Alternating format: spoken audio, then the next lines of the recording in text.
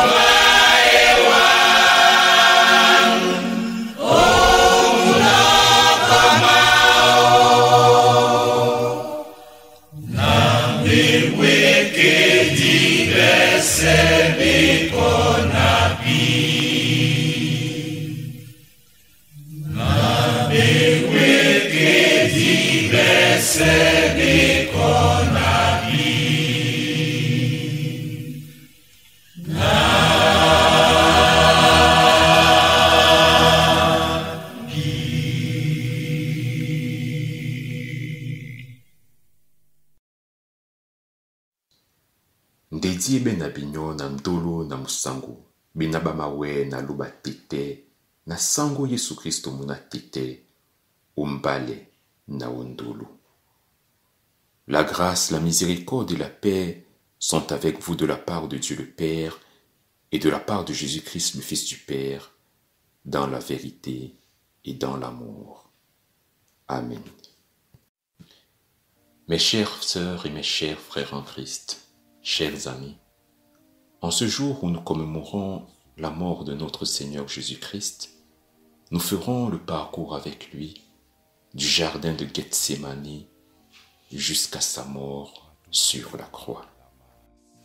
Invoquons le Seigneur. Mon Dieu, pourquoi m'as-tu abandonné et t'éloignes-tu sans me secourir, sans écouter ma plainte? Mon Dieu, je crie le jour et tu ne réponds pas. La nuit, je n'ai point de repos. Ne t'éloigne pas de moi quand la détresse est proche, quand personne ne vient à mon secours.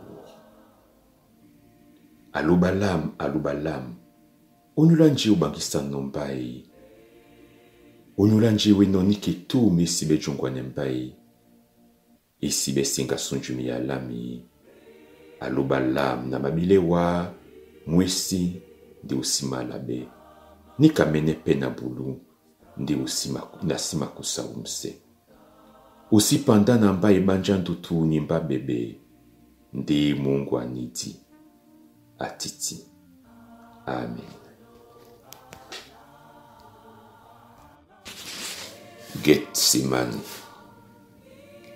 Jésus, sachant que pour l'heure était venue de passer de ce monde au Père, célébra encore la Pâque avec ses disciples.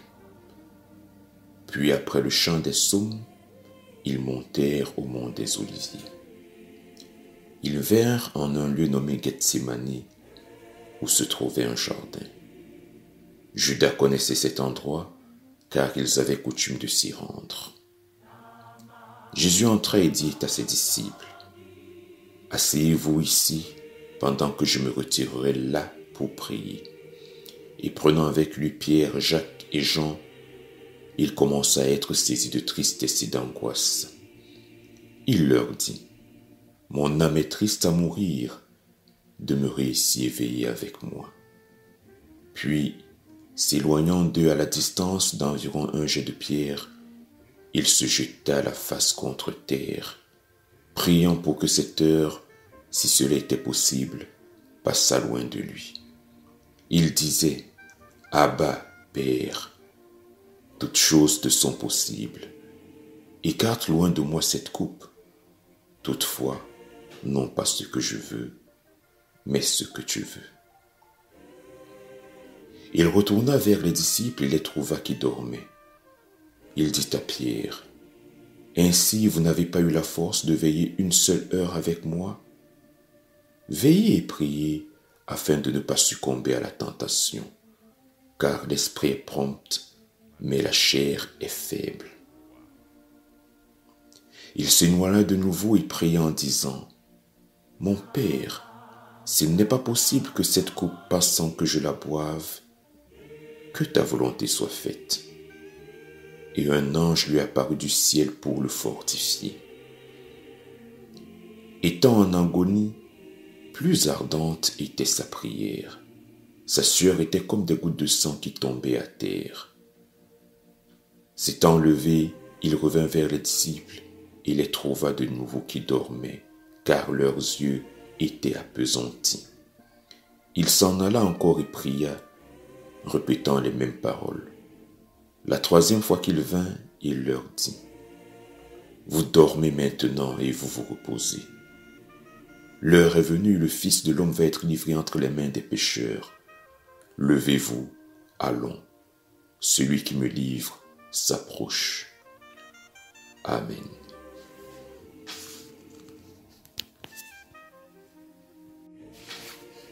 Prions le Seigneur.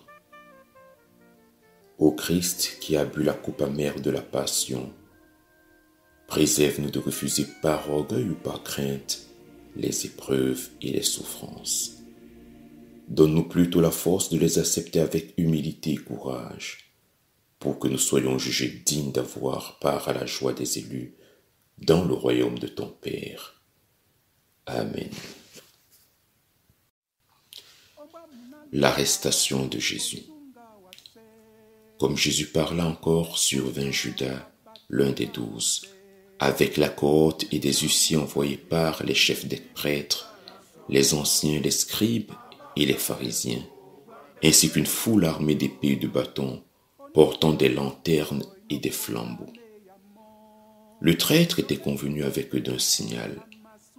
Celui auquel je donnerai un baiser, ce sera lui. Saisissez-le. S'approchant donc de Jésus, il lui dit, « Salut, maître !» Il l'embrassa. Jésus lui dit, « Mon ami, pourquoi es-tu ici? Est-ce par un baiser que tu trahis le Fils de l'homme ?» Puis il s'avança vers la troupe et demanda, « Qui cherchez-vous » Ils répondirent, « Jésus de Nazareth. » Jésus leur dit, « C'est moi. » À ces mots, ils firent un mouvement en arrière et tombèrent sur le sol. Jésus demanda de nouveau, « Qui cherchez-vous » Ils dirent, « Jésus de Nazareth. » Jésus reprit, « Je vous ai dit que c'est moi. Si donc c'est moi que vous cherchez, laissez aller ceux-ci. » C'était afin que fût accomplie cette parole qu'il avait dite, « Je n'ai perdu aucun de ceux que tu m'as donnés. » Alors, ils mirent la main sur lui et le saisirent. Mais Simon-Pierre, tirant son épée, en frappa le serviteur du grand prêtre et lui coupa l'oreille. Jésus dit alors, « Remène ton épée au fourreau, car tous ceux qui prendront l'épée périront par l'épée. Ne boirai-je pas la coupe que le Père m'a donnée à boire? Penses-tu que je ne pourrais pas invoquer mon Père qui me donnerait aussitôt plus de 12 légions d'anges pour me secourir? Mais comment s'accompliraient les Écritures? Elles disent qu'il doit en être ainsi. » Et Jésus dit à la foule, aux sacrificateurs, aux officiers du temple, aux anciens qui étaient venus contre lui, « Pour me prendre, vous êtes venus avec des épées et des bâtons comme s'il s'agissait d'un brigand. J'étais cependant chaque jour au milieu de vous, enseignant dans le temple, et vous ne m'avez pas arrêté. Mais c'est ici votre heure et la puissance des ténèbres. » Alors, tous les disciples l'abandonnèrent et s'enfuirent. Amen.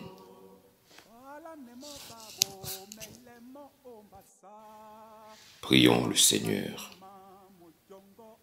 Seigneur et Sauveur, toi que tous tes disciples ont abandonné, réunis ou trahis, sans même pouvoir veiller une heure avec toi, pardonne-nous nos abandons, nos reniements, nos trahisons. Et qu'en veillant toujours avec toi dans la foi, l'obéissance et la prière, nous soyons trouvés prêts lors de ton retour. Amen.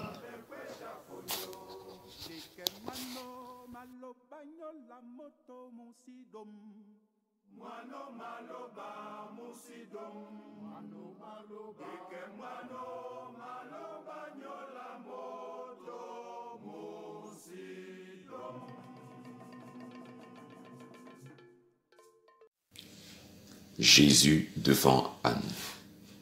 Les soldats lièrent Jésus et le menèrent d'abord chez Anne, le beau-père de Caïphe. Le grand prêtre interrogea Jésus au sujet de ses disciples et de son enseignement. Jésus lui répondit, « C'est ouvertement que j'ai parlé au monde. J'ai toujours enseigné dans la synagogue et dans le temple où se rassemblent les Juifs. Je n'ai rien dit en secret. Pourquoi m'interroges-tu ? Ils savent bien ce que j'ai dit. » À ces mots, un des huissiers présents donna un soufflat à Jésus en disant, « Est-ce ainsi que tu réponds, grand prêtre ?» Mais Jésus lui dit, « Si j'ai mal parlé, fais voir ce que j'ai dit de mal. Et si j'ai bien parlé, pourquoi me frappes-tu »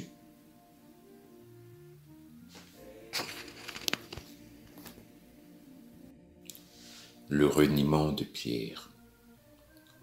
On conduisit Jésus tout garrotté chez Caïphe qui était souverain sacrificateur cette année-là.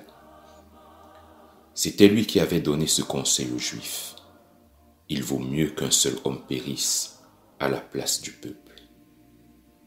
Pierre avait suivi Jésus de loin. Il entra dans la cour du souverain sacrificateur pour voir comment tout cela finirait.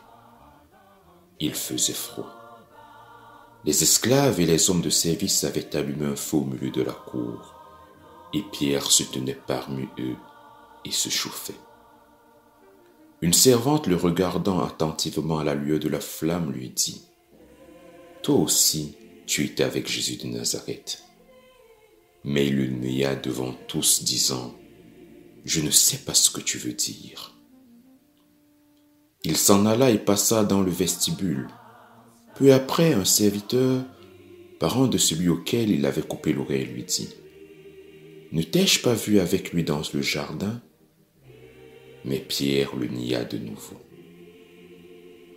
Après un moment, ceux qui étaient présents dirent encore à Pierre, « Certainement, tu es un des leurs, car tu es galiléen et ton accent te fait connaître. » Alors il se mit à faire des imprécations et à jurer, « Je ne connais pas cet homme dont vous parlez. » Et aussitôt un coq chanta. Le Seigneur se retourna et regarda Pierre. Et Pierre se ressouvint de la parole que Jésus lui avait dite. « Avant que le coq ait chanté, tu m'auras réuni 3 fois. » Étant sorti, il pleura amèrement. Amen. Jésus devant le Sanhédrin. Au lever du jour, les anciens du peuple, les chefs des prêtres et les scribes s'assemblèrent. Ils firent comparaître Jésus devant leur Sanhédrin et lui parlèrent ainsi. « Si tu es le Christ, dis-le-nous. » Il répondit, « Quand même je vous le dirai, vous ne le croirez pas. Et si je vous interrogeais, vous ne me répondriez pas. » Tous cherchaient contre lui un témoignage qui le fit condamner à mort. Mais ils n'en trouvaient pas, car plusieurs faux témoins se présentèrent, mais leurs témoignages étaient contradictoires. Enfin il aperçut 2 qui parlèrent ainsi. Cet homme dit, « Je veux renverser le temple de Dieu et le rebâtir en 3 jours. » Le grand prêtre se levait et lui dit, « Tu ne réponds rien à ce que ces gens déposent contre toi. » Mais Jésus gardait le silence. Le grand prêtre lui dit, « Par le Dieu vivant, je t'adjure de nous dire si tu es le Christ, le Fils de Dieu. » Jésus répondit, « Tu l'as dit, et je vous le déclare, vous verrez le Fils de l'homme siégeant à la droite de la puissance de Dieu et venant sur les nuées du ciel. » Alors le souverain sacrificateur déchira ses vêtements en disant, « Il a blasphémé. Qu'avons-nous encore besoin de témoins? Vous venez vous-même d'entendre le blasphème. Quel est votre avis? » Ils répondirent tous, « Il a mérité la mort. » Dès ce moment, ils lui crachèrent au visage et le souffletèrent. Quelques-uns lui couvrirent la tête d'un voile et lui donnaient des coups de bâton en disant « Devine, Christ, quel est celui qui t'a frappé ?» Et ils proféraient beaucoup d'autres injures. Après l'avoir lié, ils amenèrent Jésus et le livrèrent à Pilate, le gouverneur. Mais ils n'entrèrent pas dans le prétoire afin de ne pas contracter de souillure et de pouvoir manger la Pâque. Amen. Jésus devant Pilate. Pilate sortit vers les anciens du peuple et les prêtres. Il leur dit : « Quelle accusation portez-vous contre cet homme ?» Ils répondirent : « Si ce n'était pas un malfaiteur, nous ne te l'aurions pas livré. » Pilate répliqua : « Prenez-le vous-même et le jugez selon votre loi. » Mais les Juifs dirent : « Nous n'avons pas le droit de mettre une personne à mort. » Ils commencèrent alors à l'accuser. « Nous avons trouvé cet homme excitant notre peuple à la révolte, l'empêchant de payer les impôts à l'empereur et se disant lui-même le Christ roi. » Pilate rentra dans le prétoire, appela Jésus et lui dit : « Tu es le roi des Juifs ?» Jésus répondit : « Dis-tu cela de toi-même ou d'autres te l'ont-ils dit de moi ?»« Suis-je juif, moi ?» répliqua Pilate. « C'est ta nation, ce sont les chefs des prêtres qui t'ont livré à moi. Qu'as-tu fait ?» Jésus répondit : « Ma royauté n'est pas de ce monde. Si mon royaume était de ce monde, mes sujets combattraient pour que je ne fusse pas livré aux Juifs. Mais mon règne n'est pas d'ici-bas. » Pilate lui dit : « Ainsi donc, tu es roi ?» Jésus répondit : « Tu le dis, je suis roi. Pour cela je suis né, pour cela je suis venu dans le monde, afin de rendre témoignage à la vérité. Quiconque est de la vérité écoute ma voix. » Pilate lui dit : « Qu'est-ce que la vérité ? » Amen.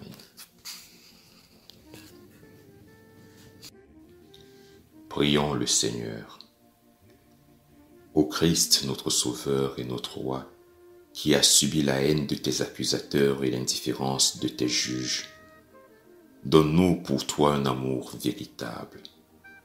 Apprends-nous à discerner dans ton abaissement et dans ta souffrance ta victoire définitive sur l'ennemi. Tu es notre seul Roi, au siècle des siècles. Amen.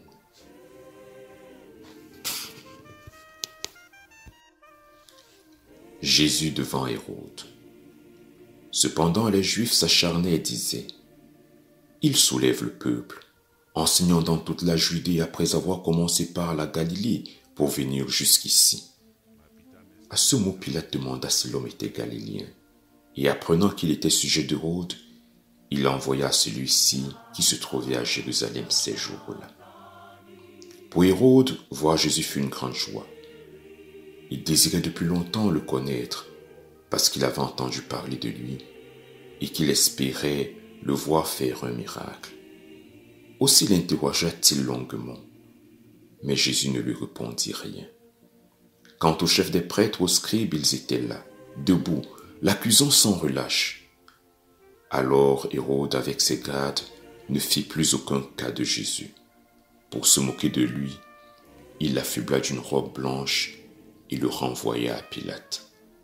À dater de ce jour, Hérode et Pilate, ennemis jusqu'à ce moment, devinrent amis. Amen. Jésus ou Barabbas. Pilate ayant réuni les chefs des prêtres, les magistrats et le peuple leur dit : « Vous m'avez présenté cet homme comme un agitateur, et voici qu'après l'avoir interrogé devant vous, je ne l'ai trouvé coupable d'aucune des choses dont vous l'accusez. Hérode non plus, puisqu'il nous l'a renvoyé.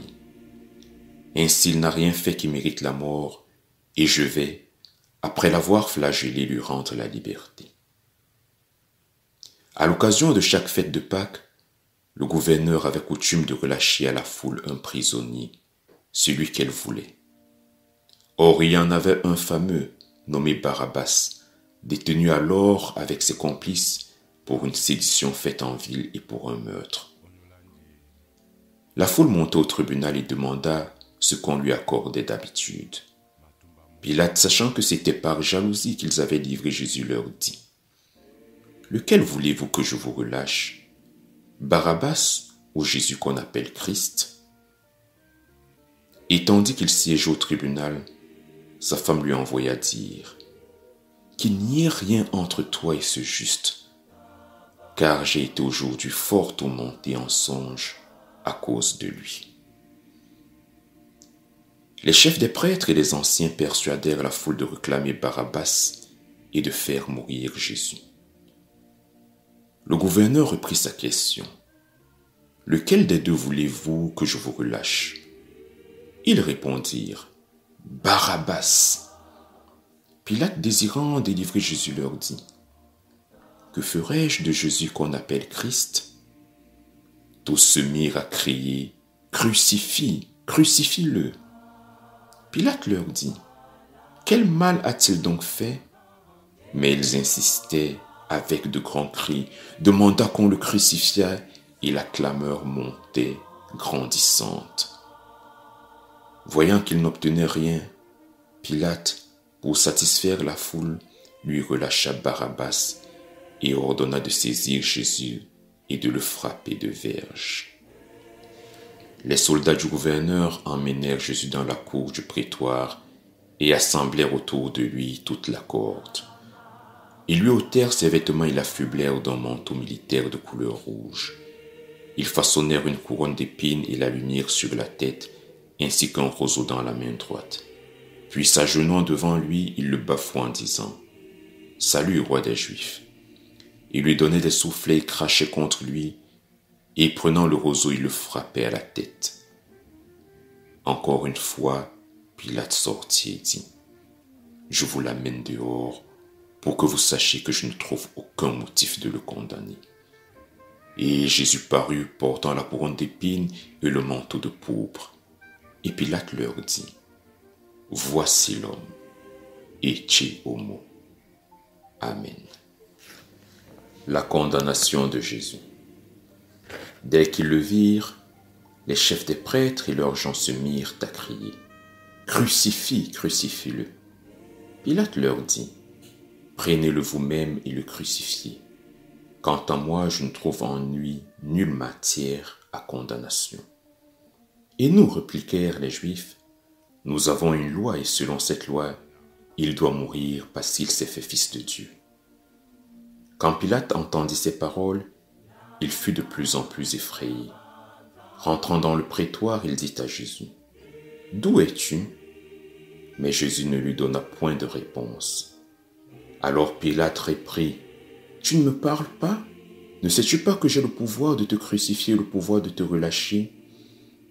Jésus répondit : « Tu n'aurais sur moi aucun pouvoir si cela ne t'était donné d'en haut.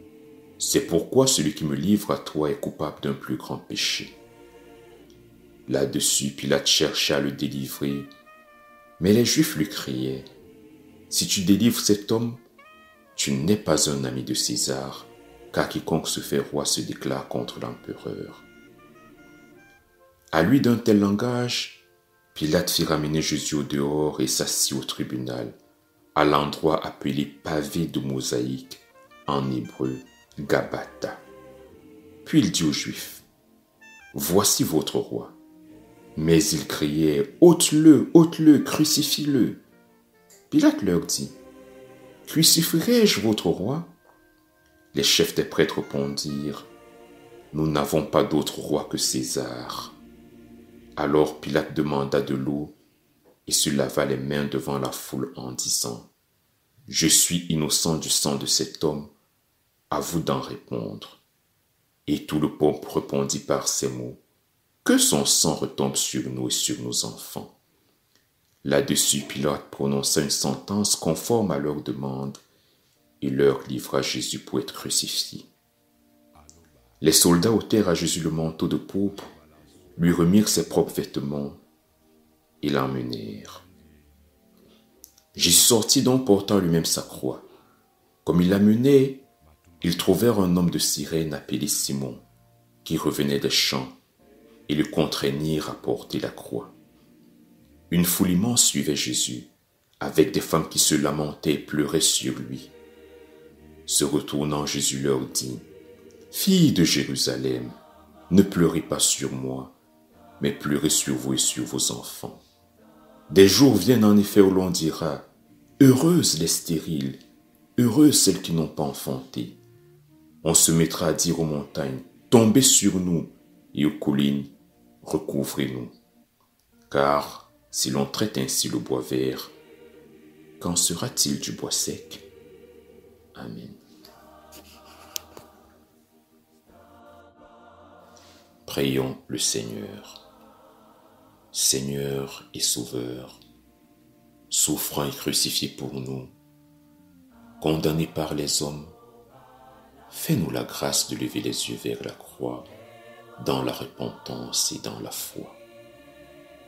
Garde-nous de la rendre vaine pour nous par légèreté ou inconséquence. Garde-nous d'oublier qu'il n'est pas de souffrance pareille à celle que tu as subie en portant toutes les nôtres. Amen.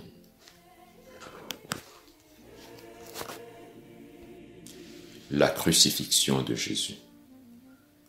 On amenait deux autres hommes, des malfaiteurs, pour les crucifier avec Jésus. Quand ils arrivèrent au lieu nommé Golgotha, c'est-à-dire le crâne, ils lui donnèrent à boire du vin mêlé de fiel. Mais l'ayant goûté, il refusa d'en boire. Alors, ils le crucifièrent là, ainsi que les deux malfaiteurs, l'un à sa droite, l'autre à sa gauche. Jésus dit, « Père, pardonne-leur, car ils ne savent ce qu'ils font. » Pour indiquer le motif de sa condamnation, Pilate avait rédigé une inscription et la fit placer sur la croix au-dessus de la tête de Jésus. Elle portait « Jésus de Nazareth, le roi des Juifs ». Cette inscription, beaucoup de Juifs la lurent parce que le lieu où Jésus fut crucifié était près de la ville et qu'elle était écrite en hébreu, en latin et en grec. Les chefs des prêtres dirent à Pilate, « Ne mets pas le roi des Juifs, mais qu'il a dit, je suis le roi des Juifs. » Pilate répondit, « Ce que j'ai écrit, je l'ai écrit. » Après avoir mis Jésus en croix, les soldats prirent ses vêtements et en firent 4 parts, une pour chacun. Restait la tunique, une tunique sans couture, d'un seul tissu de haut en bas. Ne la déchirons pas, se dirent-ils, mais tirons au sort à qui l'aura. C'était afin que fût accomplie l'écriture. Ils ont partagé mes vêtements et jeté le sort sur ma robe. C'est ce que firent les soldats. Puis ils s'assirent pour le garder. Le peuple aussi se tenait là et regardait. Amen.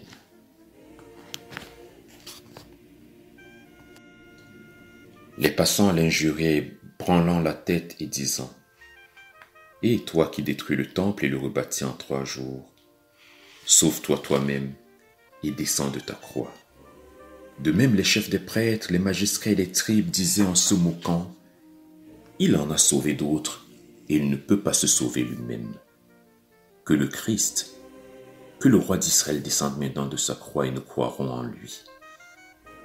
Il s'est confié en Dieu, que Dieu le délivre s'il l'aime, car il a dit, « Je suis le Fils de Dieu. » Les soldats aussi le raillaient.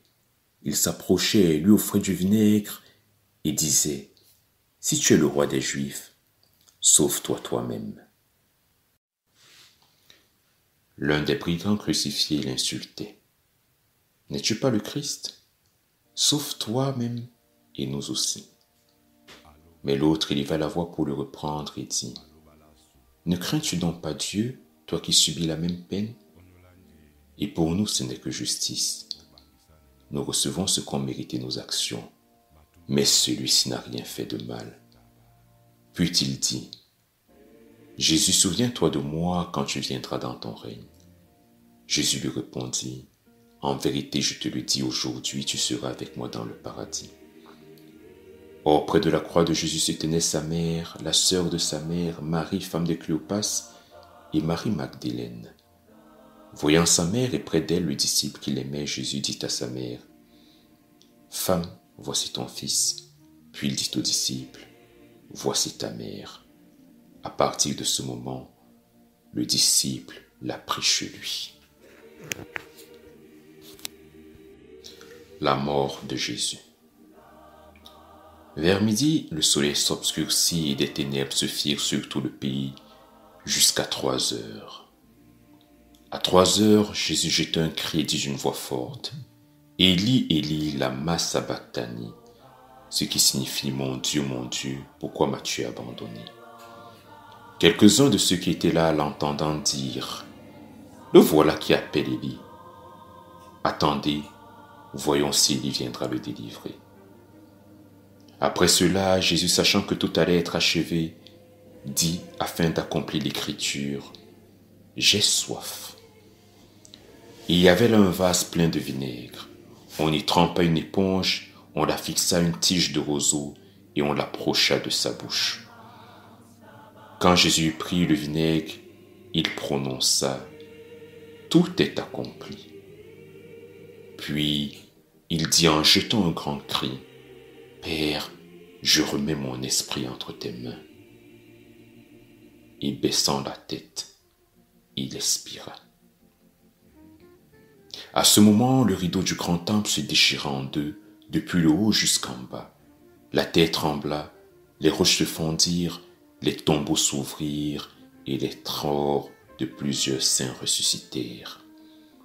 Or le centenier, voyant que Jésus avait ainsi expiré, dit, « Certainement, cet homme était fils de Dieu. » Amen. Prions le Seigneur. Qu'as-tu donc fait, ô Jésus, pour être ainsi condamné? Quelle est ta faute? Quel est ton crime? C'est pour nous que tu as souffert. Nous sommes les auteurs de ton opprobre et la cause de ton supplice. Nous nous sommes élevés dans l'orgueil et toi tu t'es abaissé dans l'humiliation. Nous avons été rebelles et toi tu es obéissant jusqu'à la mort. Nous avons abandonné Dieu, nous avons mérité la condamnation éternelle. Et c'est toi qui t'écris, « Mon Dieu, pourquoi m'as-tu abandonné ?» Que te rendrons-nous, ô notre Rédempteur et notre Roi, pour répondre à un tel amour? Indigne de rien t'offrir, nous t'apportons notre vie perdue et notre cœur partagé. Viens donc régner sur nous qui t'avons rejeté. Viens nous soumettre à ta loi sainte. Triomphe de nos résistances. Brise nos servitudes. Fais de nous tes disciples, afin que nous puissions, dans la liberté d'un amour vrai, te servir à jamais. Amen.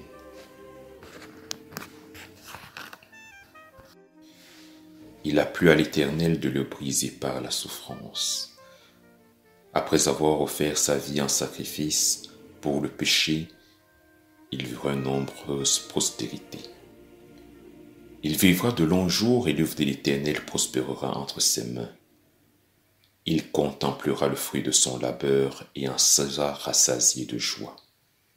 Le juste, mon serviteur, justifiera un grand nombre de femmes et d'hommes, car il s'est chargé de leurs iniquités. C'est pourquoi je lui donnerai sa place parmi les grands. Il partagera le butin avec les puissants, parce qu'il s'est livré lui-même à la mort, qu'il a été mis au nombre des malfaiteurs, qu'il a porté les péchés des hommes et qu'il a intercédé pour les coupables. Amen. Unissons-nous dans l'intercession. Seigneur notre Dieu, au nom de ton Fils Jésus-Christ mort pour le péché du monde, nous t'apportons nos prières et nos intercessions. Dieu Tout-Puissant qui veut que toutes les femmes et tous les hommes parviennent à ta connaissance et soient sauvés, nous te prions pour tous les peuples du monde. Conduis-les à ta connaissance.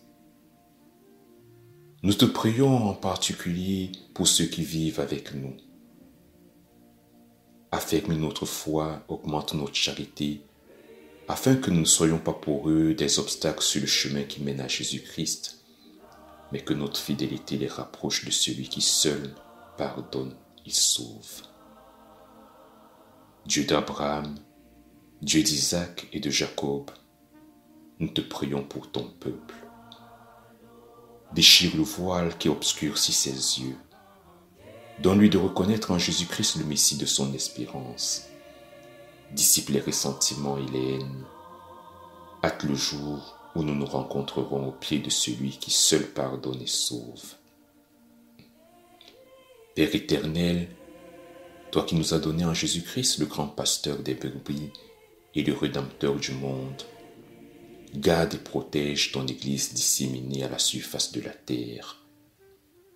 Donne-lui de confesser ton nom avec une foi ferme et persévérante. Et pour ton Église, l'Église évangélique du Cameroun, conduis-la dans l'amour et dans l'obéissance pour qu'elle trouve enfin son unité en celui qui seul pardonne et sauve. Toi qui es le consolateur des affligés et la force des malheureux, nous te prions pour tous ceux qui t'invoquent du fond de leur détresse, ceux qui souffrent et ceux qui luttent. Relève-toi, révèle-toi à ceux qui te cherchent et à ceux-là même qui ne te cherchent pas. Donne-leur de trouver dans le témoignage de tes serviteurs celui qui pardonne et qui sauve. Nous te prions de consoler toutes les personnes endeuillées, celles de notre communauté, Hildegarde, Louise, Marie-Josée et toutes les autres que nous pouvons citer ici. Seigneur, prends soin d'elles. Nous avons encore d'autres choses à te demander, mais tu les connais que mieux que nous, parce que c'est en ton Fils Jésus-Christ, mort sur la croix, que nous les apportons devant toi. Aussi d'un même cœur, nous te disons, a tetenya sunyomon, dina longodi dumami, janya longodi, jinya longodi bulabo wase kana jinomon, bulabiso na wenge, kana minyamese, lakise mause masu, kana biso peti malakise no mause maba, ba mause no biso. Aussi diele biso makekisan, ndisunga biso bubi, ibanja janya didongo, nanginya, Nassissa, Bibi Bessé. Amen. Mes chères sœurs et mes chers frères en Christ, chers amis, recevez maintenant l'exhortation et la bénédiction de la part du Seigneur. Voici, il vient sur les nuées, et tous le verront, même ceux qui l'ont percé. Je suis le premier et le dernier, dit le Seigneur, celui qui est, qui était et qui vient. J'étais mort et voici, je suis vivant au siècle des siècles. Je tiens les clés de la mort et du séjour des morts. Que le Seigneur ouvre vos cœurs à l'amour de Dieu et à la patience du Christ. La grâce et la paix soient avec vous tous, qui aiment notre Seigneur Jésus-Christ d'un amour véritable. Musangumbe na binyobese, binabatondi Yesu Christo, sango, na mulima mwese. Amen. Aloba, aloba lasu, langu, onyolanji, obangisane no, matumba mongo, lamas, taba, tani.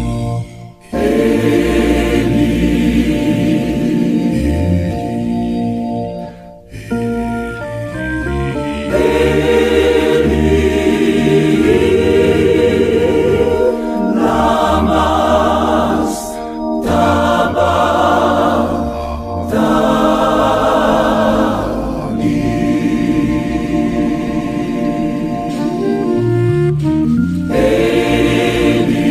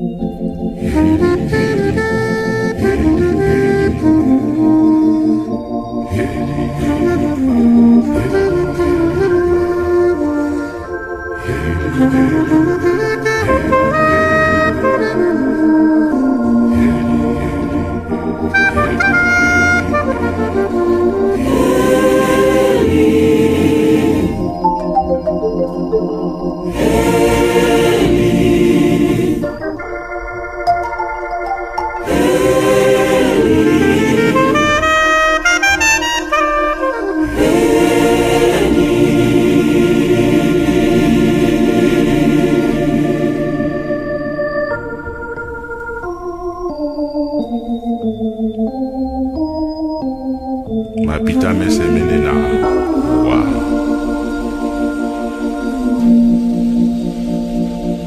Lama Sabatani